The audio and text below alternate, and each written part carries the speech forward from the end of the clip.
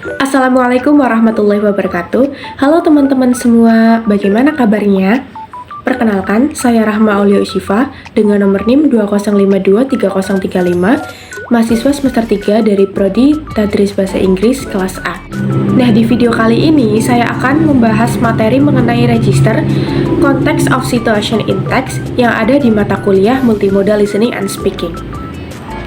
Jadi di materi register Context of Situation in Text ini ada 3 konsep, yaitu mode, tenor, dan field.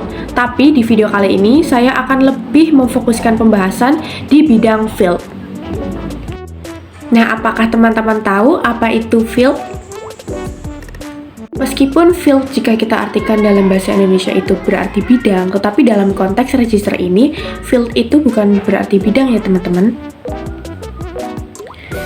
Tetapi, field can be defined as the situational variable that has to do with the focus of the activity in which are engaged.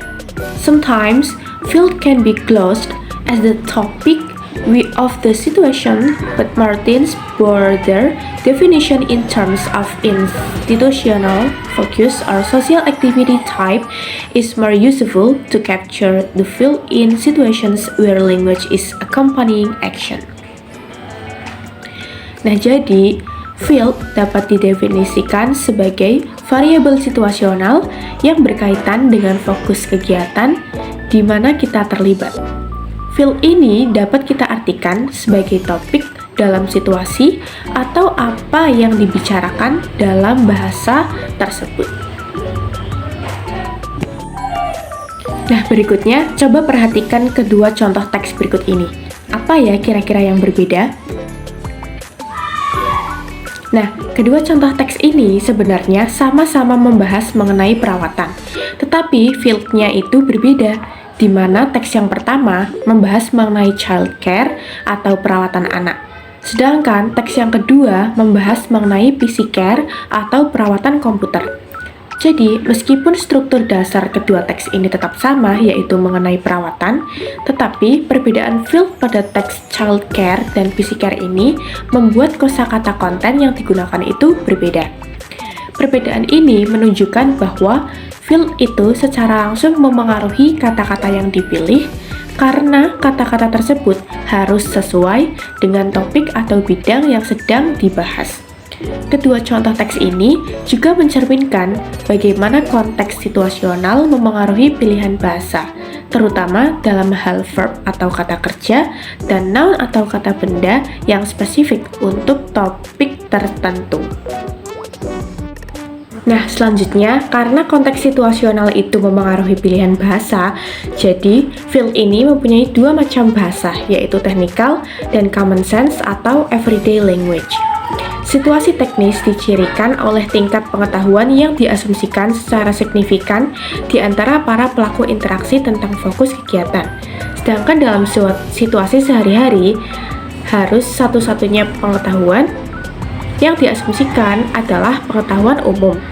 Jadi, intinya adalah kalau technical language itu buat yang udah expert, sedangkan everyday language itu buat yang awam atau buat orang awam. Berikut perbandingan antara technical dan everyday language dalam kaitannya dengan implikasi linguistik atau kebahasaan dari field. Dilihat dari aspek istilah atau kata, technical language ini menggunakan istilah teknik atau kata-kata yang hanya dipahami oleh orang-orang tertentu atau spesialis. Sedangkan everyday language menggunakan istilah sehari-hari atau kata-kata yang dipahami oleh semua orang. Yang berikutnya, technical language menggunakan akronim atau kependekan yang berupa gabungan huruf atau suku kata. Misalnya UNESCO, NASA, dan sebagainya. Sedangkan everyday language menggunakan nama seluruhnya tanpa disingkat. Berikutnya, technical language menggunakan abbreviated syntax atau tata kalimat yang disingkat atau dipadatkan. Sedangkan everyday language menggunakan standard syntax atau tata bahasa yang umum dan formal.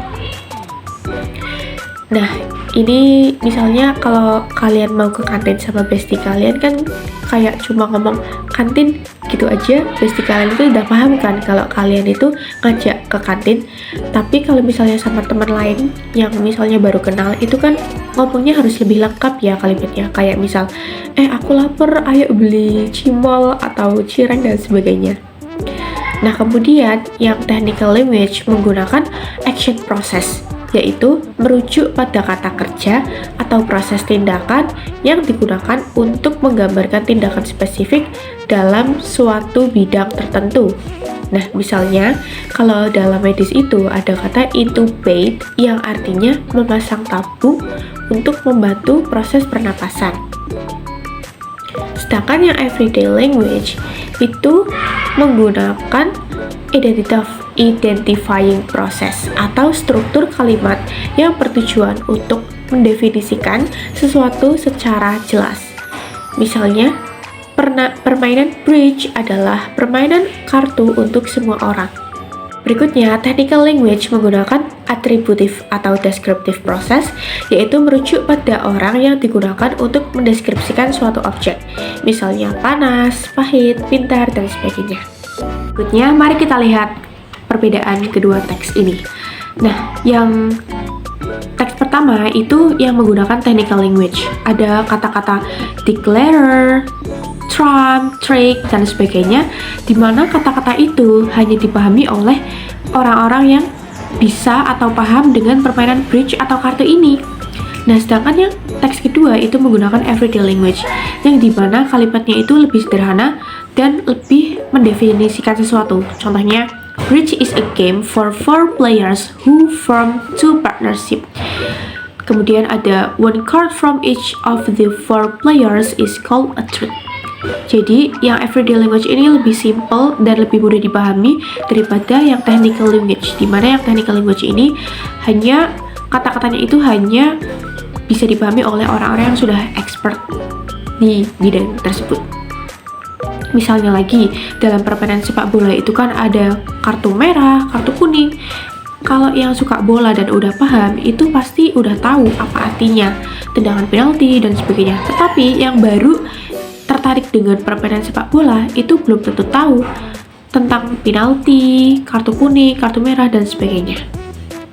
Nah, berikutnya ada assignment atau tugas. Tugasnya gampang kok, yaitu membuat contoh technical and everyday language. Masing-masing 3 kalimat ya, teman-teman. Kesimpulannya di materi hari ini adalah register itu melihat bagaimana bahasa digunakan dalam konteks tertentu.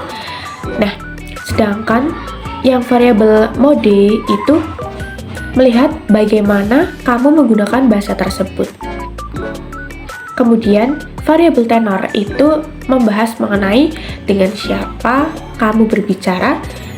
Dan yang terakhir yaitu mode field yang kita bahas di video kali ini, yaitu mengenai apa yang dibicarakan dalam bahasa tersebut. Baik, sekian yang dapat saya sampaikan dan semoga bermanfaat.